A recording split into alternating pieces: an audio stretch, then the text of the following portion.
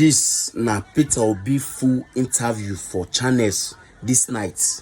Make you listen to man of wisdom when they ask him about if he thinks that he will win this election. Make you listen the way a reasonable and learned candidate take the answer question.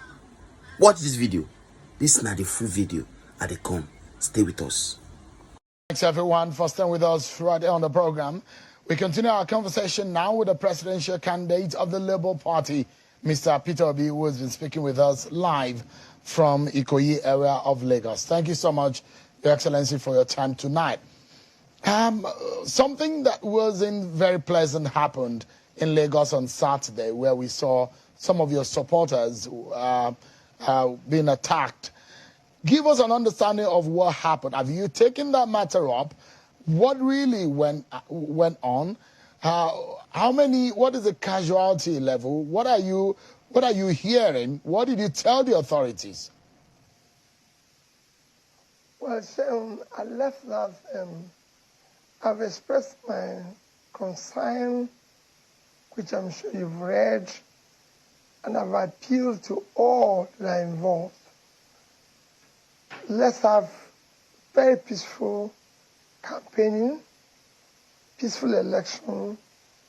Our desperation should be on how we can get Nigeria working for all Nigerians, especially the poor, suffering masses, and not for us to be desperate about continuing with our transactional politics, but desperation on how we can start turning around the suffering of Nigerians. Our party, Labour Party, have taken that on, reported it, while appealing that such should not continue. So, staying with what happened in Lagos, there were peace accord and signing agreements with the peace committee that politicians and political parties will conduct themselves in a very peaceful manner. What is the implication of what happened in Lagos? We've seen some of these things also happen in some other states. What are your biggest fears about these kind of violence that happened? Much of those verbal violence are happening on social media, but it seems to have gotten out of the social media on the streets of Nigeria. What are the implications and what is your biggest concern about this? So for me, even the verbal ones on social media should not be there. We don't need to have any form of abuse or accusation, false accusations, anything. For me, it should not exist. Physical or verbal, social media or otherwise. We should have election that is based on issues, campaign that is based on issues, discussing our problems. Nigeria have huge, enormous problems that are besetting it, that we should occupy our campaigns with. You can't have a situation where you're the poverty capital of the world, one of the most insecure places on the surface of the earth. Your primary health care have collapsed. You're now 168 out of 170 something or 178 on WHO medical WHO health numbering. So there's so much we can talk about. There's so much that should be a problem. Our human capital is very low and everything. Your youths are every day looking for a way to leave the country because of sense of hopelessness and everything. So these are things that should worry us. Not the issue of any form of verbal attack or physical attack, anything. I urge those who are my supporters, please do not engage in that. And I plead with other contestants to please plead with their supporters and those who are working for them to this and that. We have a huge problem. Let's deal with it. All I want is to get Nigeria to start working again for everybody. I'll take you up on this your Lagos trip, and also you went visiting the Ariana Kankanfo of Yoruba land, Gani Adams, where you told him about your plan of uniting Nigeria, and you made promise of restructuring. Some of your allies and some of your friends who are campaigning for you, like the Middle Belt Forum, Afenifere, the PANDEF, these are some of the proponents of restructuring in Nigeria. The manner of their own approach to the issue of restructuring, because by definition, restructuring now means different things to different people. If you look at the radical approach, the likes of Chief Adebanjo has preached about the issue of restructuring when he said, not only when Nigeria is being properly restructured before we can get the kind of the desired development. What do you mean? What is the Peter Obi's concept of restructuring? And if you really mean it, how soon or how fast are you hoping to get down to the ground and get this issue of restructuring working? Should you be elected president? So Nigeria is already Federal Republic of Nigeria. So you first need to have true federalism, as is being practiced in other nations of the world. When we talk about the issue of restructuring, we're talking about trying to, this is not going to be something that I'm going to do by presidential fiat or this. It is something that we all need to sit down and talk and go through the process of rule of law in doing that. But I can assure you, we need to restructure. We all have factor endowment that will make the country work. Some of those who are even against restructuring, or even have fear of restructuring, will benefit more. For example, I've always said it consistently, the biggest physical assets of Nigeria is uncultivated land in the north. We can make more money, far more money than we earn from oil or gas from agriculture, if we do the right things. We say we live on 923,000 square kilometers of land, which the vast land, arable land, are in the north. And we're 200 million people. Tiny country like Netherlands that have just live on, without water, live on 33,000 square kilometers of land, which if we were to donate land to them, minority from Nigeria, we remove 33,000 from our 923, so we will still have 890,000 left. If we were to give them, even human beings, they are 17.4 million in population, and we are about 220 actually. So we give them, we still have 200 million people left. The agricultural export in 2021 is 103 billion euros, about $120 billion.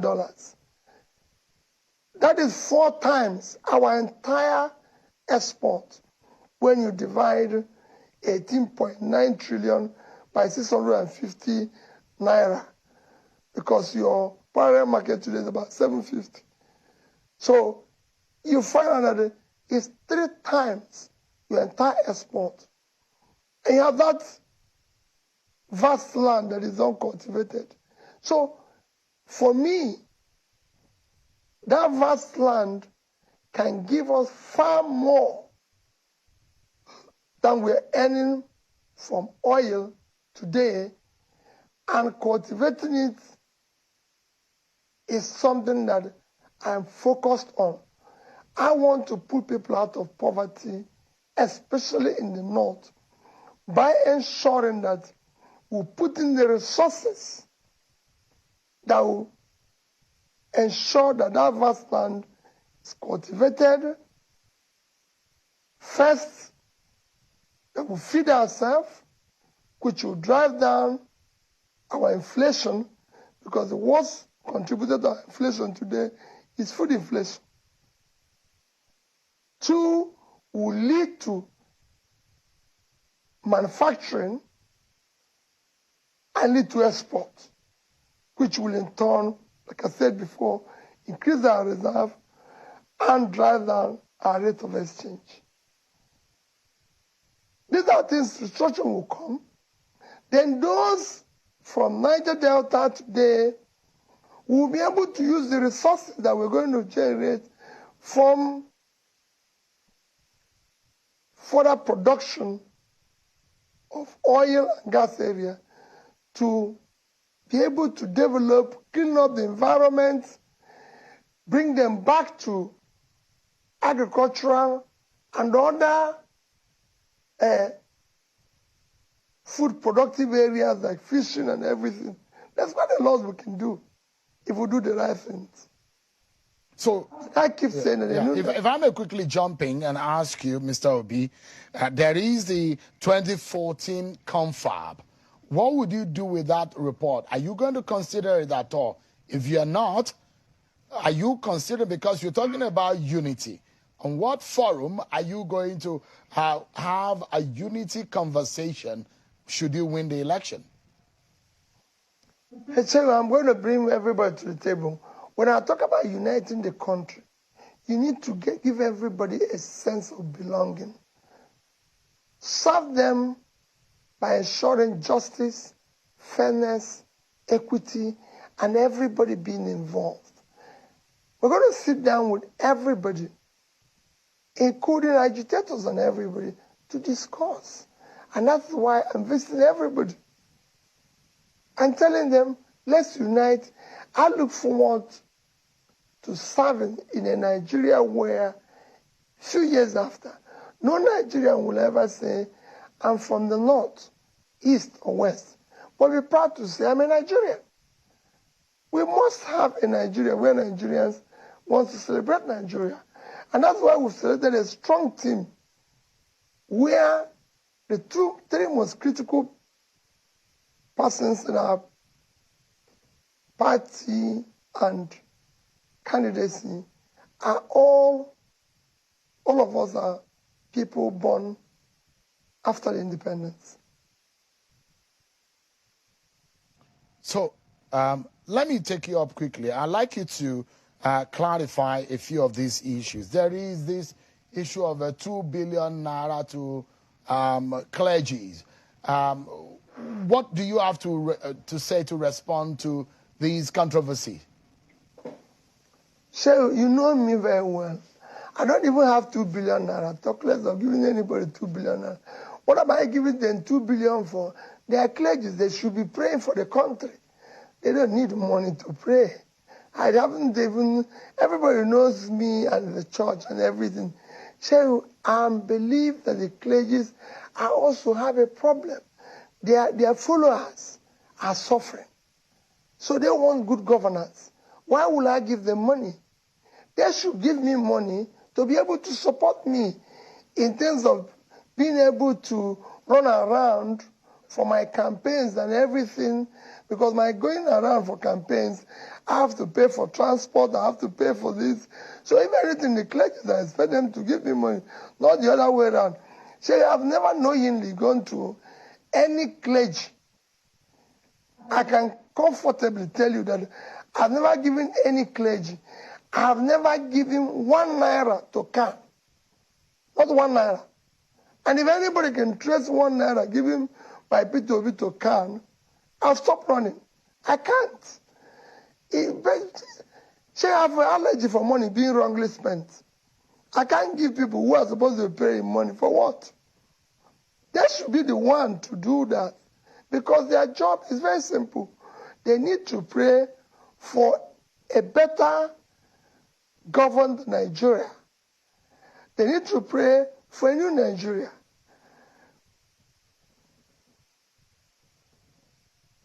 All right. Let me take you here to another quickly because I have a whole lot to ask you.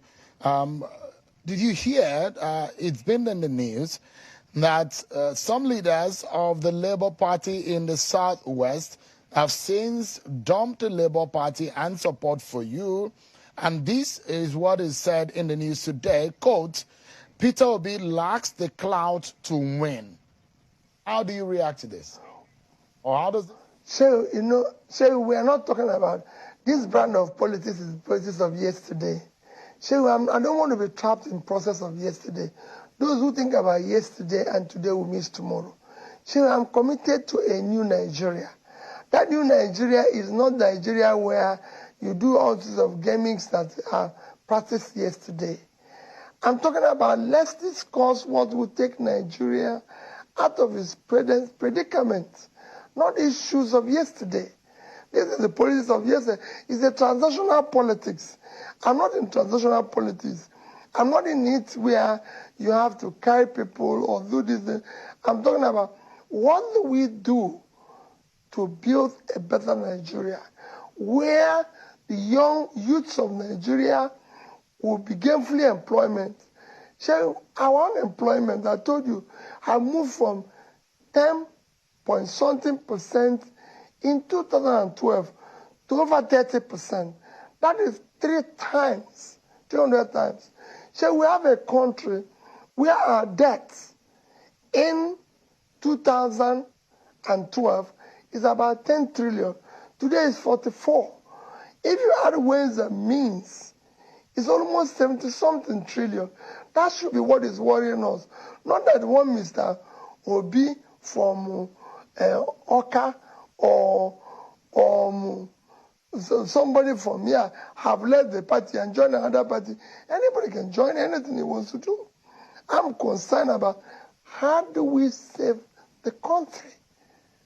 Our ways and means as of 2012 is under 1 trillion. Today is over 23. And so you're talking about people saying Obi has the clout. Which clout? So, again, let me go in that same trajectory. It does look like some of these things are perhaps testing the resolve of your campaign and the trajectory of your campaign council. For example, we're hearing that some labor union in Kano have collapsed their structure. We understand that early in the day that the labor, the NLC and its other labor sister organization are working for the Labour Party, but it does look in 1 or 2 states they already are leaving the Labour Party and working for other political parties. How does this come with you? There is another leadership of the NLC. You were talking with the NLC leadership under Ayuba Waba. What has happened to the Nigeria Labour Congress and the TUC support, which you got? Has that gone into the wind right now? So if there's anybody if there's one group of people who are at the, who are suffering most in all this, the labor, in terms of TUC, NLC, are all part of it. So my concentration is, my desperation is a Nigerian that is working for all. A Nigerian where things are today, so your country does not have strong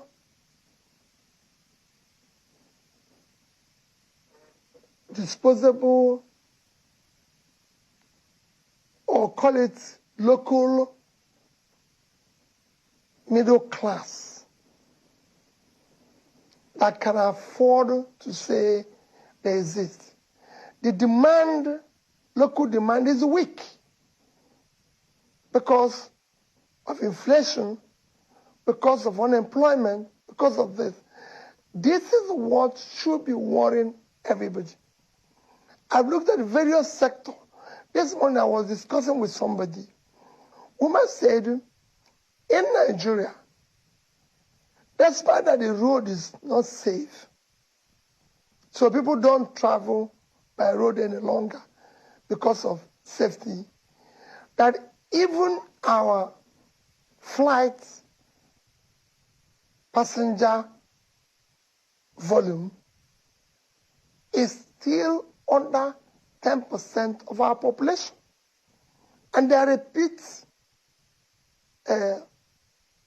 passengers.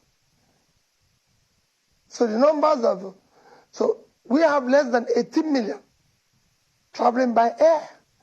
And I compared it with some other countries like Brazil, and the number is over 50%.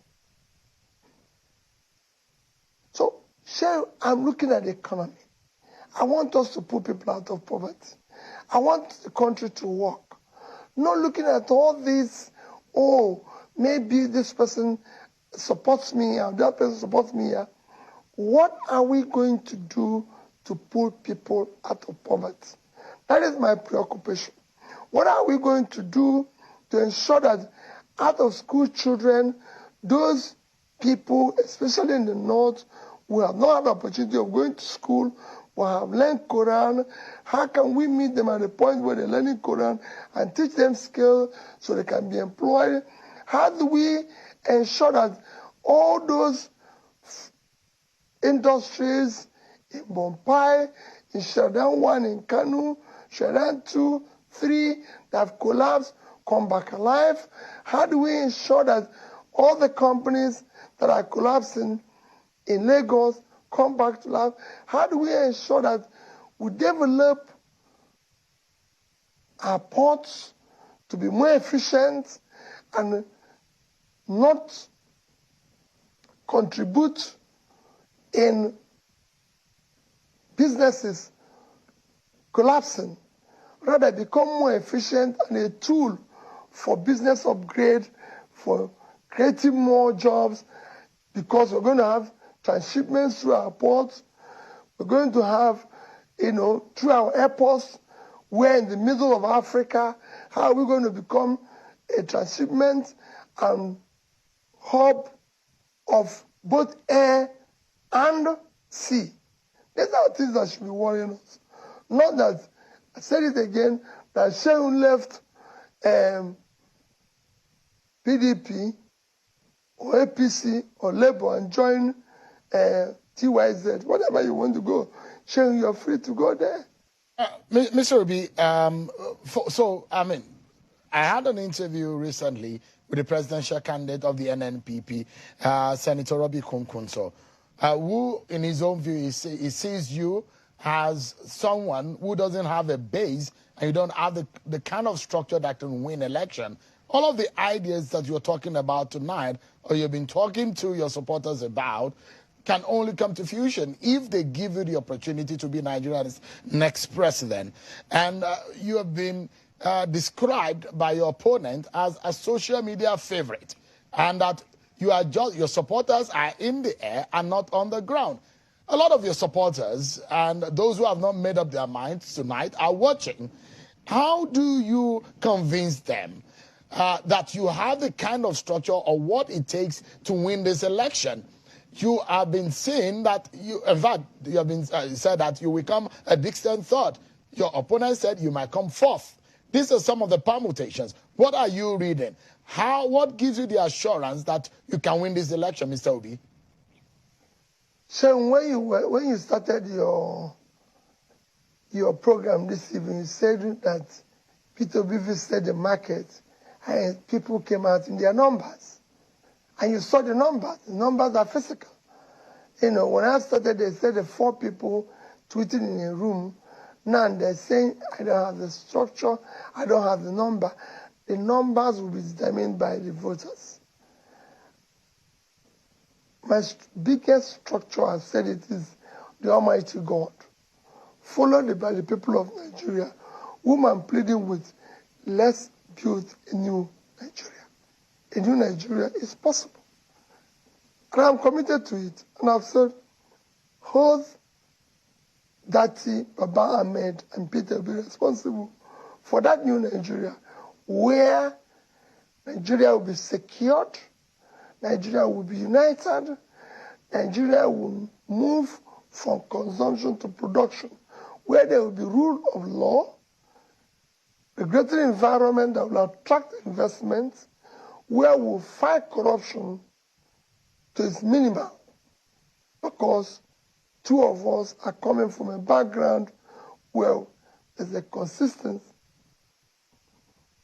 in the past, there's a track record. Mr. Obi, what is your own view, or how do you situate things? This is one of the things that is being said about you. When you promise and you are said, you come out to say, look, hold me responsible. I'm going to turn around this country. And you've been criticized. There was the interview I had with the former governor of Lagos State. Amongst those who are running for president, who are in the front running, yourself, the NNPP presidential candidate, the APC presidential candidate, you are former governors, two-term governors. Now, and in that sense, Mr. Fashola was saying, making reference that it was only Tinubu that has a record or track record that is being copied by other states. Now, when you said that you were going to turn things around, there are those of your opponents who have criticized you to say, look, Mr. Obi may not have a full understanding of the workings of the federal government, that things are more complicated than he thinks, and you have promised that things will not be as usual. You will change things. How difficult have you learned that things are in the federal government or running the nation or being a Nigeria's president? Are you hoping that there might be some surprises that you get into office to learn? I don't think there's any surprises. I don't think there's anything that's complicated. You know, I don't think so. That was what they were telling me when I was going to be governor. They said, oh, you've never governed before. You've never been a civil servant. You don't know how civil servants work. Civil servants are the most difficult people to work. Civil servants are thieves, teachers are this and everything. I can tell you, Sharon, I worked for them for 8 years. I do not see all those things they are being accused of and anything. They became partners in progress. It was, for example, let me use education. Sharon, despite the fact that I started in 2006, which was 6 years clear from the time Millennium Development Goals started. By the time it was concluded in 2015, we were #1. And I started late. And that was the only measure of development within the said period that I was in government. Anambra State was #1 in Millennium Development Goals. We were #1 in education. We did a lot of work, good work in health and in pulling people out of poverty. And you can go and ask people like Dr. Magnus Buckle that was in charge of pulling people out of poverty. So I don't see anything when people say this. I don't know where the surprise is going to come from. The only surprise for me is surprise that we're going to do things that people won't believe. It's possible. We're going to surprise people. That's the only surprise. The only surprise is pulling people out of poverty that people think is impossible. Managing our resources more efficiently. The only surprise is that we shut down corruption. There are surprises we're going to spring up with, but not surprises of the country worsening. It will be surprise of the country progressing.